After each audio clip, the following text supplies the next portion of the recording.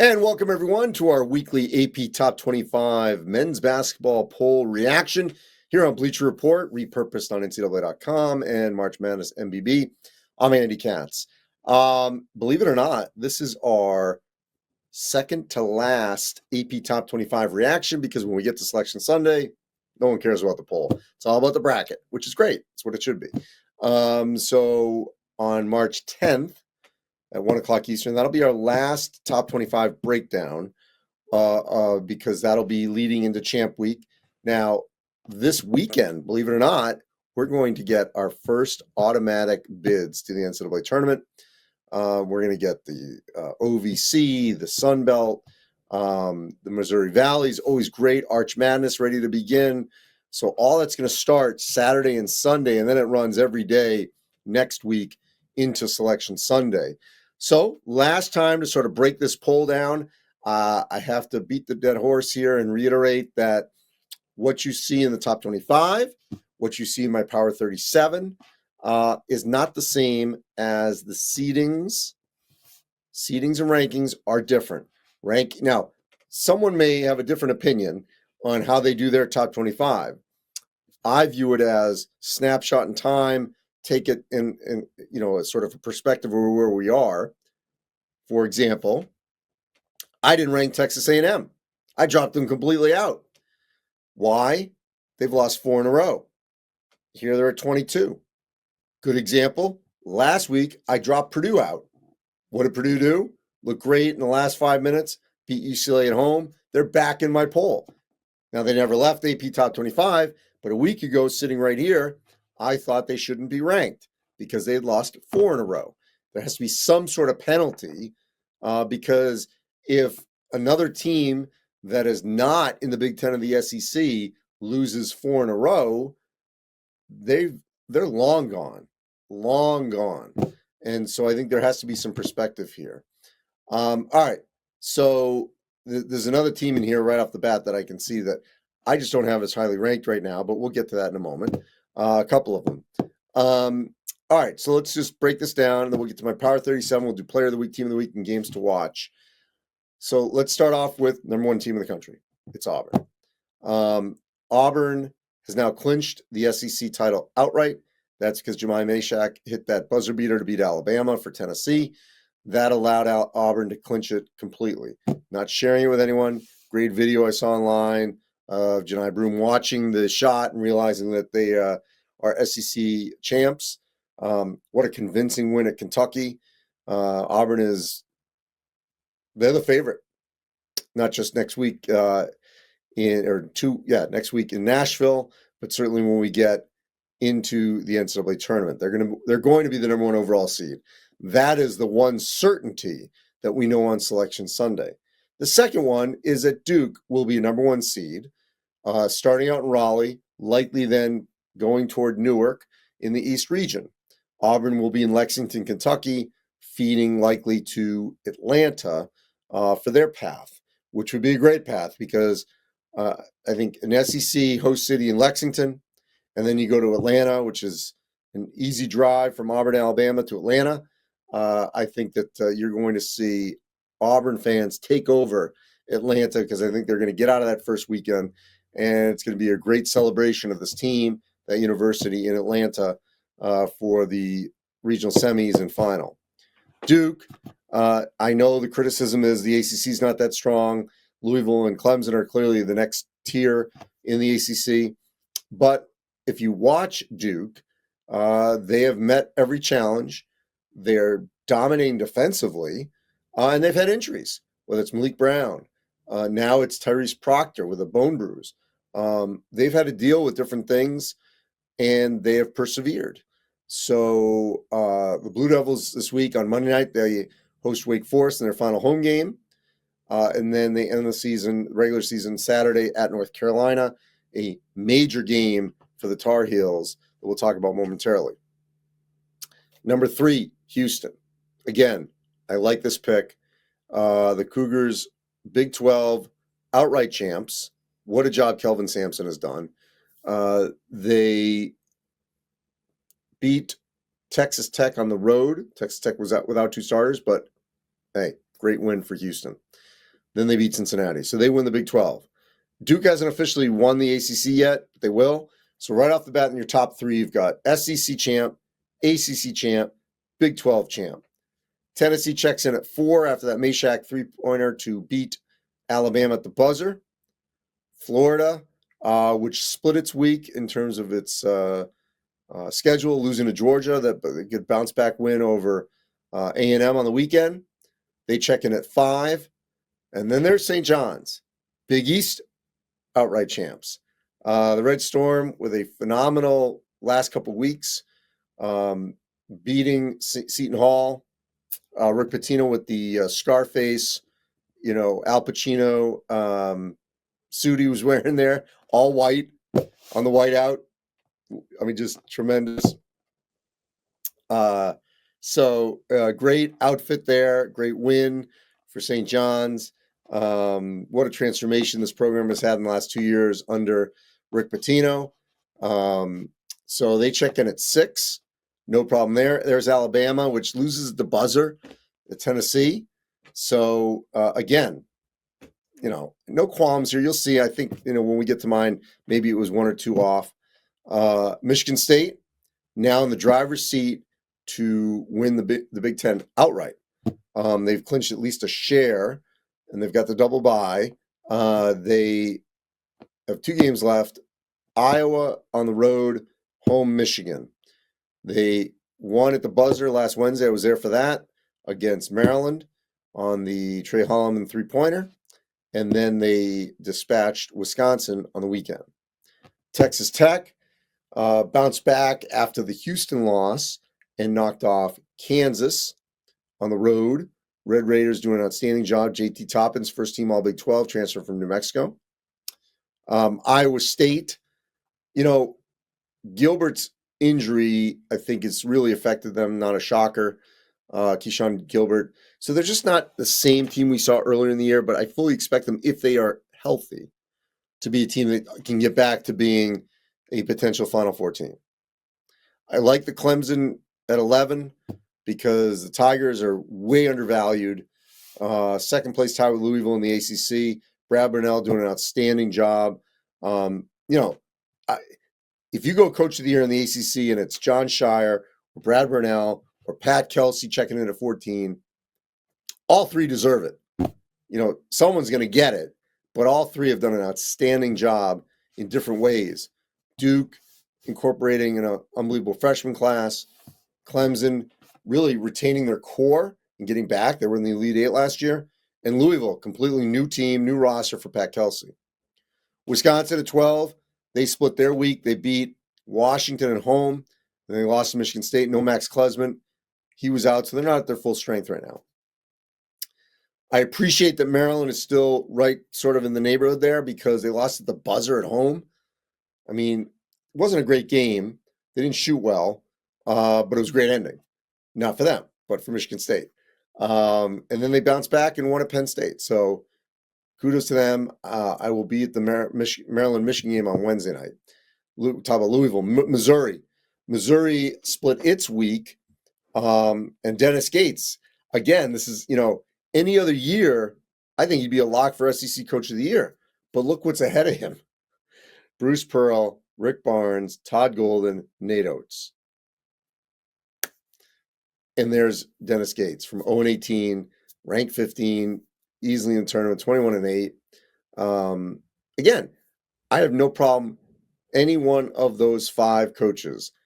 However you want to order them for Coach of the Year in the SEC, fine with me. They've all done an outstanding job. And I would add Mark Pope, you see there at 19, to make it 6 because he's done a great job with a completely new roster. I love the Memphis pick at 16. Penny Hardaway has done arguably his best job at his alma mater. I think this is year 7. Huge win on Sunday. I was watching that game at UAB. They haven't clinched the American yet, but they will. And no one's going to want to play them. I saw them early in the season. They've got talent at every position. They've got depth. They can make shots. They've got the physicality. They can defend. They're a team that could get to San Antonio. Michigan. Just a disappointing game against Illinois on Sunday. Be really interested to see what happens when I see them in person again on Wednesday hosting Maryland. They're not going to win the Big Ten. Their best chance is to try to sweep Maryland and win at Michigan State to get a piece. It can be very difficult. They just didn't defend well. There's Purdue, no problem, back in there. Kentucky split its week. They lose to the best team in the country at home. You know, it's a shame Jackson Robinson out for the year. So we'll never know the full potential of this Kentucky team, which is a shame because when they were healthy, saw them earlier in the year as well. You know, they beat Duke, they beat Gonzaga, but they've just, once we've been in the SEC, they've not been healthy. So I didn't have them at my 25. I have them just outside. I did not have Marquette at my 25 either. Marquette has not beaten one of the elite teams in the Big East lately. 2 in a row, but against, you know, the bottom. So jury's still out on Marquette. The big game coming up against UConn this week. St. Mary's sweeps Gonzaga, continues to win. They're a team no one's going to want to play in the NCAA tournament. Let's see if they win the WCC. It's a year where they don't have to. They're in. They are comfortably in. A&M, I would not have selected them for the top 25. They've lost 4 in a row. I know it's in the SEC, but when you lose 4 in a row, there has to be some sort of penalty. BYU continues to win. Keep them in there. Doing a great job, Kevin Young. Arizona slipped a little bit, but their schedule has been brutal. But Tommy Lloyd, I think throughout the course of the season, has done a really good job. And Mississippi State, I have them deeper in. Wanted to see a little bit more. So let's look at my Power 37 before we get to our awards here. So I had Auburn, Duke, Houston, Florida, St. John's at 5, Tennessee at 6. I know people would probably say I should flip that, but whatever. Alabama 7, Texas Tech 8, Michigan State 9, Iowa State 10. Then I go Maryland, BYU, Clemson, Arizona, Memphis. So a little higher in Arizona. Louisville, St. Mary's at 17. Wisconsin at 18. Purdue 19. Oregon. I got Oregon at 20. Oregon is on a roll right now. Vanderbilt on a roll right now in the SEC. Missouri at 22. Illinois back in after they crushed Michigan. Then VCU. VCU deserves some love. Got them at 25. They're the best team in the A-10. And again, you can all mock me. I don't care. If you look at that 12-5 game, because this could happen.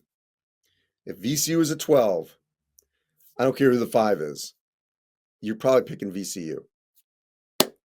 UCLA 26, Kentucky, Mississippi State, Ole Miss, Marquette, New Mexico. Then I got Boise, Xavier. Get to them in a minute. Creighton, Drake wins the Valley.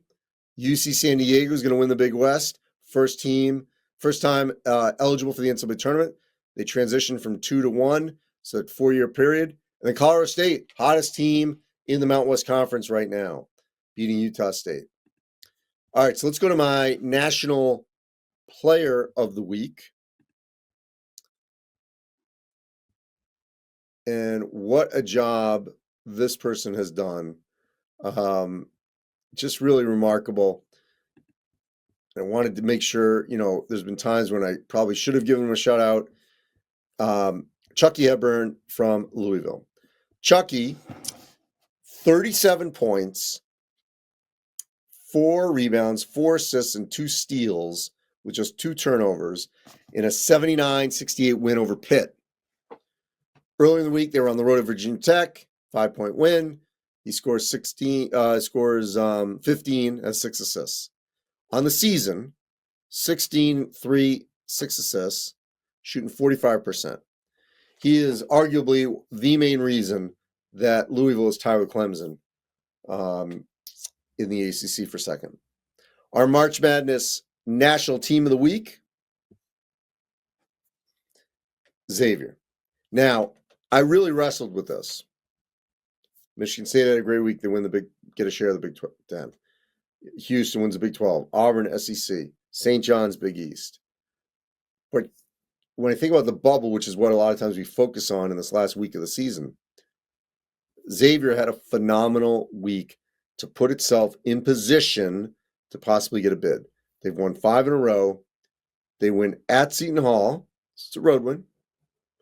And they absolutely crush Creighton, beating Creighton by 22, 83-61. Last 2 games are at Butler and Providence, at Butler, home Providence.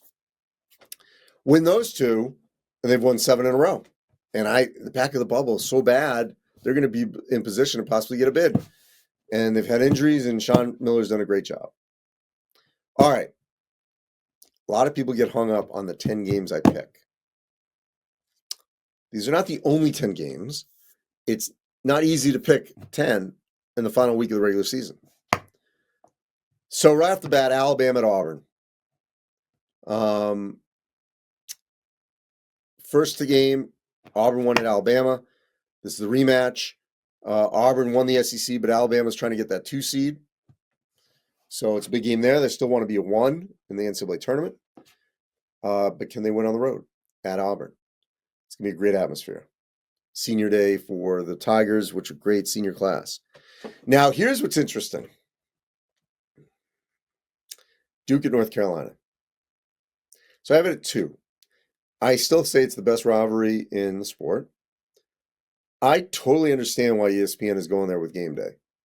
I mean, I worked there 18 years. It rates. I hate to tell everyone, but it's a national game more so than Alabama-Auburn in basketball. So, yeah, separate college football. Iron Bowl obviously would rate better. But Duke Carolina in men's basketball will rate. And so I'm not surprised game day's going there. You have to think like that. Don't just think like, oh, the greatest game is this, and that's where they should be. They're also televising it, and they are, they do have the SEC and ACC rights, so that's fine. But if the best game of the day was UConn Marquette on another network in basketball, not football, basketball, they're not going to go to the non-ESPN game or ESPN Network's game. Just the resources are not the same in basketball versus football from a production standpoint. So a lot of times they'll use the same truck. It's just different. Football in football, the college game day franchise can bounce around to non-ESPN games. The budgets are different. It's just a different thing. So I'm just giving you perspective there. But this is a huge game for North Carolina. Huge. Okay? They are squarely on the bubble. They desperately need this win. Florida at Alabama. How about the week for Alabama? Hosting Florida, going to Auburn. So we're going to learn a lot about the Tide. They want that 2 seed in the SEC. They want a 1 in the NCAA tournament. 2 monster games. Michigan State. I moved it a little lower after Michigan got drilled on Sunday. And it looks like Michigan State's going to win the Big Ten. But it's still a great rivalry game. Game I'm going to be at Wednesday. This could have double bye implications. Maryland and Michigan. So right now it's Michigan State and Michigan, Purdue, and Maryland. Wait, do I have that right? Michigan State, Purdue, and Maryland, yes. For the double byes with UCLA, Illinois trying to get up there, and Wisconsin trying to get up there. So it's going to have it'll be important. Indiana, Oregon. I would not add this game on there a couple weeks ago, but Indiana's on a roll. They're right on the bubble. I have them on the right side of getting in. Oregon's been rolling. So this would be a huge win if Indiana could get it on Tuesday. BYU and Iowa State. Contrasting styles. Cougars are hot. Iowa State's kind of tailed off a little. Intriguing game. Purdue, Illinois on Friday. The Boilermakers beat UCLA last Friday. for this, a few days ago. Illinois is coming off the Sunday win at Michigan. So this game's going to have some implications probably for Big Ten seeding. Kansas at Houston, that's on Monday night. Cougars have won the Big 12. Kansas needs to show some pride in the front of the jersey here. They need some momentum going to Kansas City next week. Hard to get it in Houston. And then Dayton at VCU. Now, Dayton, I don't think, they can't catch VCU for the title. But they still want to try to be that 2 seed. And I think this will be a good indicator for what we could see next week in the A-10 tournament. Because I think Dayton has the most talent, but they haven't played up to it consistently in the A-10. VCU's been the best team, with George Mason right there, of course, as well. So this will be a really intriguing game Saturday at VCU. So that's my game breakdown. Just a friendly reminder that we will have our bracket release on Tuesday. Okay.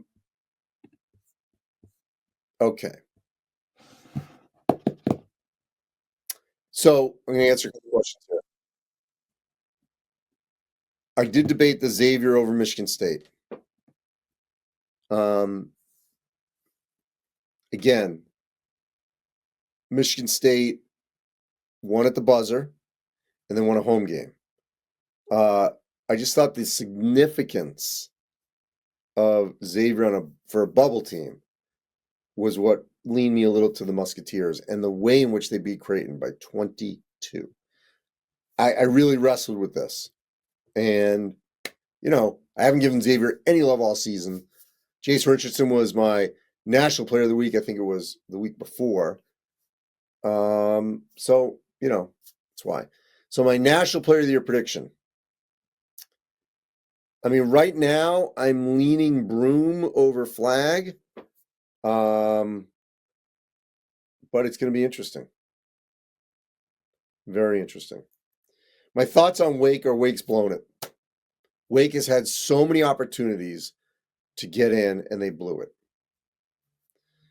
Bid stealers in power conferences. Well, first off, if Xavier's not in, they're one in the Big East. In the ACC, again, I don't think Wake is in, so they would be one. Pitt has really struggled, but they have the ability to win games. In the Big 12, could TCU win it? Probably not, but why not? Question, if Indiana goes 1-1, are they in? I think they are. Probably Dayton. It would be better if the one win was at Oregon, but I think if they go 1-1 in their final 2, yes. Look, the Ducks, I like them at the beginning of the season. I think Nate Biddle is so undervalued. The key to them is if Jackson Shelstead makes shots. They're going to get good defense from Bamba. Bartholomew is going to make a couple shots. Evan's going to block shots. But is Michigan too high after getting steamrolled by Illinois? I had them, in the 20s. So maybe. How does Florida get moved back, but Duke moved up? Well, one lost, 1 won. I guess that's why. But I had Duke too. My eye test is, for rankings, not seedings, but rankings. I mean, I think Auburn and Duke are the 2 best teams in the country. I had Florida ahead of Tennessee. I think people got enamored with the 3-pointer. Does Nebraska make it in? Boy, right now, I got to think about that. They could be on the other side. We haven't done that yet. Later today. Wisconsin, no Klesmit. It's a hard road game. I'm not worried about the Badgers. I still think Wisconsin, with their resume, could be a 2 seed. At worst, I think they're a 3. Kentucky, I dropped them, but they're still fine for the tournament. I agree. I didn't have them in my top 25. I do think Duke's going to win it in Chapel Hill. That's my prediction. I think Houston's one of, I think it's Auburn, Duke, Houston. Probably are the 3 teams I would put in order to win the national championship. So, when the bracket comes out, people are going to probably be like, "Oh, you picked some chalk," but I may go 3-1s. See how it all lays out. But to me, those are the three best teams. Could Kansas fall to the first four if they don't win again? I'm going to say no, because they got that win over Duke, win over Michigan State. I think that will keep them out of that. Can Michigan State get a 1 seed? Probably not. So Jerry Palm's got Maryland at a 7. I think that's based on their non-conference schedule. I have them. I think I had them as a 5. So we have a 2 seed line difference. That was the win by Georgia over Florida. Mike White over his former team. That's the kind of win that can get you into the NCAA tournament. Texas Tech deserves a bump after beating Kansas. Well, that's what I did. So I think that's similar.